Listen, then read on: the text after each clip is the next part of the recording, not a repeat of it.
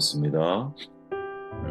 전도 3장 말씀을 함께 나눌게요. 말씀을 제가 읽습니다. 범사의 기한이 있고 천하만사가 다 때가 있나니 날 때가 있고 죽을 때가 있으며 심을 때가 있고 심은 것을 뽑을 때가 있으며 죽일 때가 있고 치료할 때가 있으며 치료할 때란 말씀을 함께 나누려고 합니다. 상처와 대면하라라는 제목으로 말씀을 나누도록 할게요. 전도서는 치료할 때가 있다라고 말하죠. 누구나 치료할 때가 있다라는 말은 사실 역으로 생각해 보면 누구나 상처가 있다라는 말과 같죠. 누구나 아픕니다. 전에 제가 늘 하던 말이잖아요. 인생 가운데 아프지 않은 사람이 어디 있겠어요.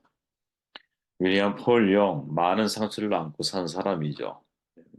얼마 전에 우리 이제 아이들이 이것을 시청한 적이 있었는데 캐나다 출생의 선교사인 아버지를 따라서 뉴기니에 가잖아요. 10년을 살았어요. 원주민들에게 성적 학대를 몰래 당하죠. 청소년기에 기숙 학교에 들어갔는데 상급생에게 또다시 성적 학대를 당하고 이후에 13번의 전학을 다니거든요. 자신에게 있었던 상처들을 고백을 합니다. 내용이 이래요. 여러 다른 문화에 적응하는 과정에서 겪은 아픔이 있었다. 사랑하는 사람들을 잃어버리는 아픔이 있었고 겨울 한밤중에 일어나 철길을 따라 폭풍 속으로 걸어 들어가야만 했던 아픔이 있었다. 내면을 흔들어 놓는 깊고 시끄러운 수치심의 아우성이 있었고 개인적인 실패로 인해서 깨어지고 지워져 버린 꿈들이 있었고 방아쇠만이 유일한 해결책처럼 보일 정도로 희미한 희망이 그렇게 내가 인생을 살아왔다. 자신이 겪었던 아픔들에 대한 고백들이죠. 이러한 모든 상처와 아픔을 억누르고 정상적인 삶을 살려고 발버둥 치거든요. 그로 인해 완벽주의적인 성향이 생기고 일중독에 빠지게 되면서 지속적으로 문제가 발생을 하지만 그래도 그럭저럭 정상인처럼 살아가는 데 성공을 해요. 하지만 38살이 되었던 해에 억눌렸던 상처와 아픔의 실체가 드러나기 시작하면서 그로 인해 누가 가장 고통을 당할까요? 아내와 자녀들이죠. 사랑하는 사람들에게 깊은 아픔과 상처를 주게 돼요. 한순간에 난파선이 되어버린 것 같죠. 다양한 것은 뭐냐면 아내가 너무 훌륭한 사람이었어요. 아내 킴이 남편을 떠나지 않고 그로부터 11년 동안 남편의 치유 과정을 함께 하거든요. 이 과정을 통해서 상처 없는 사람이 아무도 없다라는 사실을 이 영이라고 하는 사람이 깨닫게 되는 겁니다.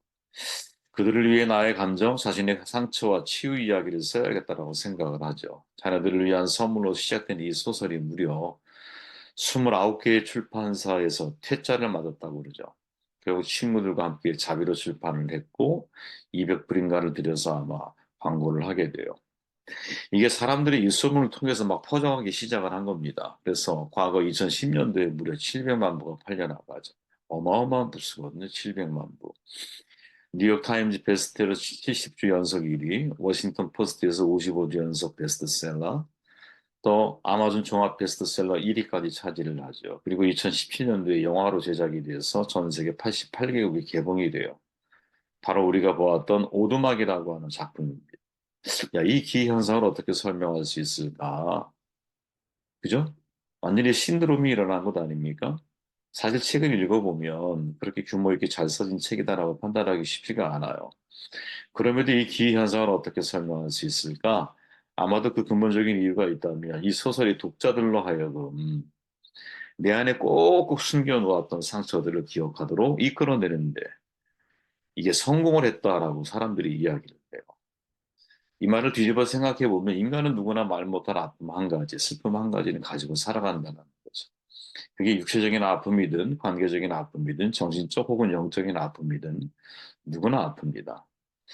저자의 삶 자체가 전해지는 교훈이 있죠. 치유되지 않는 상처, 강력한 파괴성을 가진다는 것이고 또 상처가 치유되려면 누군가의 따뜻한 돌봄의 과정이 반드시 요구된다라는 거죠. 저는 살아간다라는 것은 여러분 상처를 주고받는다라는 것을 뜻한다고 이해를 해요. 아이가 울면서 태어나는 것, 인생의 첫 시작이 아픔이란 뜻이 아닐까요? 크리스천 정신과 의사 스카펠, 한 위대한 정신과 의사이죠. 아직도 가야 할 길의 첫 문장이 뭡니까? Life is tough거든요. 야, 삶은 고통이구나. 불교에서 여러분 인생은 고해라고 표현하잖아요. 예수님도 말씀하죠. 너희는 세상에서 환난을 당할 것이야. 이렇게 말씀하죠. 헨리 나우엔 신분 지금 돌아가셨지만 이는 내 사랑하는 자요라고 하는 책에서 친구 브레트만에게 이렇게 말하잖아요.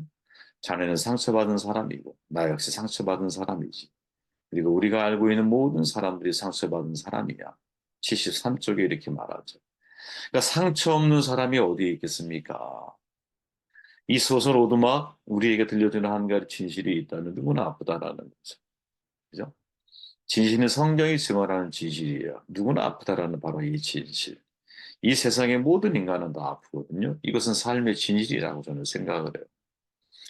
오두막이라고 하는 소설이 전해주는 이 상처의 치유법 과연 뭘까? 상처와 대면하라라는 거죠, 여러분.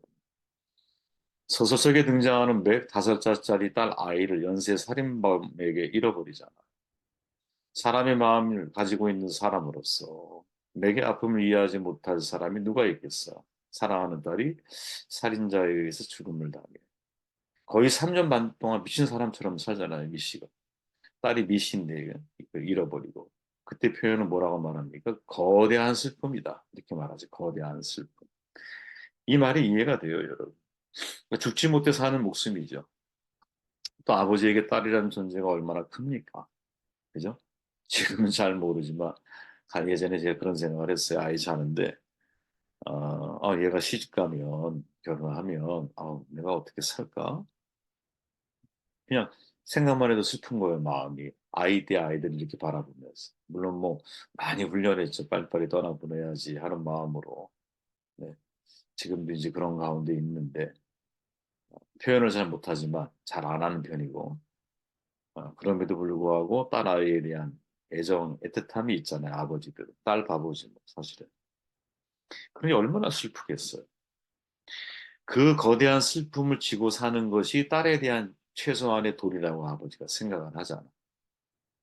내 생명을 끊는 거 좋은 방법일 수 있겠어. 그죠? 남겨진 가족들을 생각하면 안 되는 거야.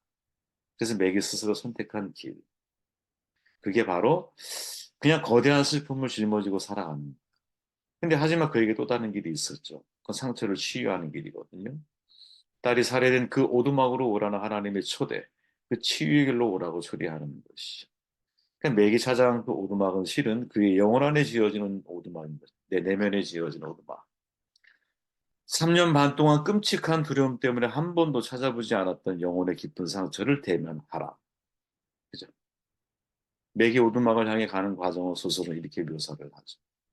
협곡으로 올라가는 좁은 길목에 이르자 의식을 뚫고 공포가 침입해 들어오는 것이 느껴졌다. 그는 오로지 운전에만 열중하려 했으나 눌러왔던 감정과 두려움이 콘크리트를 뚫고 올라오는 잡초처럼 그의 속을 비집고 튀어나와 시야가 캄캄해졌고 고스트로 출구가 보일 때마다 방향을 틀어서 집으로 돌아가고 싶은 욕망 때문에 운전대를 잡은 손에 더욱 힘을 주어야 했다. 그는 자신이 고통의 중심으로 살아 있다는 느낌을 완전히 망가뜨린 거대한 슬픔의 소용돌이 속으로 돌진하고 있다는 것을 알고 있었다. 생생한 기억과 통렬한 분노가 파도처럼 밀려들고 입안에 씁쓸한 피맛이 났다. 여러분 입안에 씁쓸한 피맛이 난다라는 것 혹시 경험해 보신 적이 있나요? 정말 이런 맛이 느껴질 때가 있죠. 야, 인생이 이렇게 씁쓸하구나. 진짜 입에서 피맛이 느껴질 때가 있죠. 그죠? 그러니까 첫 번째 중요한 이 오두막이 우리에게 전해주는 도전은 뭐냐? 상처를 대면해야 한다라는 거. 상처 속에 들어갈 수 있어야 한다라는 거. 그죠? 상처 속에 들어갈 수 있어야 한다라는 거. 근데 이게 사실은 얼마나 어려운 일이에요. 사실 우리는 여러분, 이 상처를 너무 크게 당하게 되면 회피성 인간으로 전환될 확률이 대단히 높거든요. 무슨 말이냐? 그 상처가 떠오를 만한 상황과 환경을 만나게 되면 내가 자꾸 피하게 되는 거야. 그 문제를 직시하지 않으려고 그래요. 그 상처를 다시 떠올리고 싶어 하지 않는 거야. 그래서 그런 상황이 나에게 벌어지거나 다가오게 되면 나도 모르게 마음이 움츠러들고 그리고 회피성, 그 상황을 회피하려고 하는 마음이 내 마음 가운데 생기죠. 저는 이게 모든 사람들의 자연스러운 반응이라고 봐요. 애써 눈물을 참기도 하고 남들에게 그 감정을 표현하고 싶어 하지 않고 혼자 있는 시간을 자주 갖게 되고 혼자 있는 시간에 그냥 자기 혼자 그 거대한 슬픔을 짊어지고 살아가는 것이 내가 사랑했던 사람에 대한 얘기라고 생각하면서 인생을 살아가는 거죠. 그렇게 이런 상처, 이런 감정을 한 번이라도 경험해 본 사람이라면 이 오두막이라고 하는 소설에 사실은 진짜 마음이 진탕된다 그러죠. 이런 것들을 경험하지 않을 수가 없을 거예요. 어떻게 이 문제를 해결해야 할까요? 여러분들은 어떻게 이 문제를 해결해 오셨나요, 혹시? 성경은 어떻게 이 문제를 해결하고 있을까요? 저는 그때마다 제가 늘 반복하는 이야기지만 예수님이 베드로를 대할 때의 모습을 저는 가장 인상 깊게 제 머릿속에 가지고 있거든요. 어떤 장면이냐. 부활하신 예수님께서 다시 베드로를 사명의 자리에 세우실 때 그때 마치 이 촬영하는 것처럼 영화를 촬영하는 것처럼 고기를 잡다가 나온 베드로를 맞이하고 있는 예수님의 뭐랄까요? 그 무대가 숯불을 지펴서 고기를 굽고 있는 바로 그런 장면으로 세팅돼 있거든요. 요한복음 21장 9절에 보니까 육지에 올라보니 숯불이 있는데 그 위에 생선이 놓였고 떡도 있더라. 근데 이제 이 장면을 생각해 보면 이제 베드로의 입장에서 가만히 생각해 보면 어떤 하나의 장면이 오버랩되는 거죠. 요한복음 18장 15절에서 베드로가 예수님을 부인할 때 베드로에게 말하되 너도 이 사람의 제자 중 하나가 아니냐 하니 그가 말하되 나는 아니라 하고 그때가 추운 고로 종과 아랫 사람들이 불을 피우고 서서 쬐니 베드로도 함께 서서 쬐더라. 저는 절대로 주님을 부인하지 않습니다 라고 말했던 베드로거든요. 자신만말했죠. 그런데 예수님을 부인하던 바로 그 장소가 어떤 장소였느냐? 그죠? 불을 쬐고 있는 장소였어. 어떤 불이었겠어? 장작이었겠지. 그죠? 지금처럼 뭐 석유를 뗐겠어요? 뭐를 했겠어요? 그냥 바닷가에 가면 피어오는 장작처럼 그런 장작불을 피워놨겠지. 그런데 똑같은 장면이 어디에 예수님이 부활하신 예수님이 시리에 빠져 돌아와서 이제는 내가 다시 어부의 삶을 살려고 하는 베드로에게 오셨을 때 불을 피우고 바로 그 베드로를 맞이하고 있다라는 거죠. 저는 이 장면이 과연 우리에게 전해지는 중요한 교훈이 뭘까? 예수님은 우리가 상처의 바로 그 자리에서 주님을 만나기를 원하고 계시는 거죠. 그래서 상처받은 바로 그 자리, 상처난 바로 그 아픔을 가지고 그냥 주님께 정말 내가 울면서 나아가기를 원하시는 거예요. 제가 아는 분이 어느 아버님이 갑자기 돌아가셨는데 어, 눈물을 안 흘려요. 그래서 제가 뭐라고 조언을 했냐면 조언이라기보다는 제가 뭐라고 말씀을 드렸냐면 충분히 우십시오. 충분히 우시라고. 많이 우세요. 부끄러워하지 마시고. 많이 슬퍼하세요. 슬퍼할 때 눈물을 흘려야 할 때 울지 못하면 그게 마음에 함으로 남습니다. 그리고 상처가 치유가 안 돼요. 아니 치유되는데 굉장히 오랜 시간이 걸려요. 울어야 할 때 울어야 되거든요. 바로 그 현장에서. 하나님이 우리에게 원하시는 상처를 치유하시는 방법이 뭘까? 우리는 상처를 꽁꽁 숨기기를 원해. 그게 또 미덕이라고 생각하며 인생을 살아왔어. 더군다나 남자로 인생을 살아간다라고 하는 것은 사람들 앞에 눈물 보이는 걸 별로 좋아하지 않잖아요. 내 마음은 절망이어도 웃을 때 웃으면서 내가 인생 살아가야 할 것 같고. 더군다나 여러분 예수 믿고 더군다나 예수 믿는 사람 가운데 리더십에 있는 사람이라면 우는 거 되게 쉽지가 않죠. 그죠? 다 회복된 것처럼 그죠? 이렇게 그런 이 가면을 쓰고 인생을 살아가는 경우들이 얼마나 많아. 그런데 여러분 아버지도 울어야 되거든요. 그죠? 누구나 상처가 있고 아픔이 있잖아요. 그 아픔을 어디서 해결받겠어요, 우리가.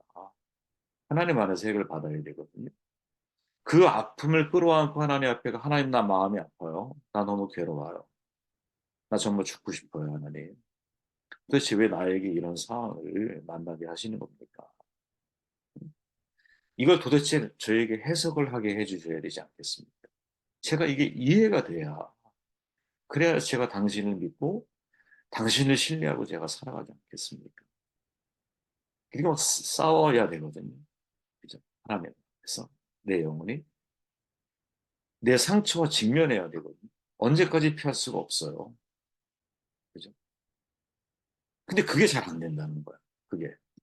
그런데 이 선교사님의 아들인 이 영이라고 하는 사람을 통해서 이 오두막이라고 하는 그 상처의 자리에서 하나님과 대면하게 만드시는 이 사건이 사실은 우리에게 굉장히 중요한 사건일 수 있다는 거죠.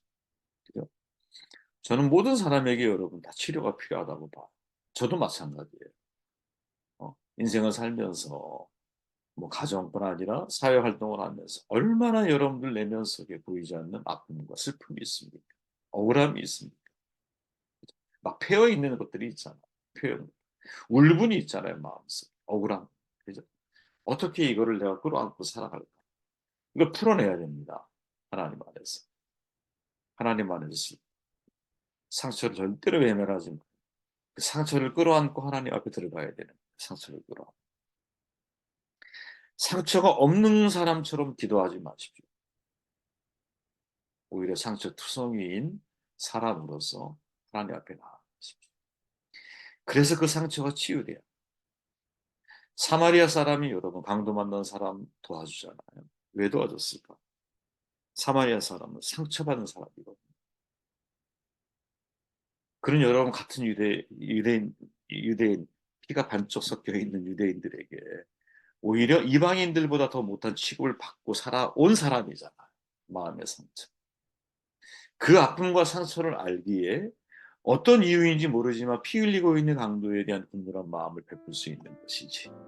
우리가 이런 사람이 되어야 되지 않겠나 생각을 해보게 됩니다. 치유할 때 도대체 내가 치료받아야 할 게 뭔가 이 질문을 던지시고 바로 그 치료받아야 할 상처를 끌어안고 그리고 주님 안에서 해결을 경험해 나가는 은혜가 있기를 바랍니다.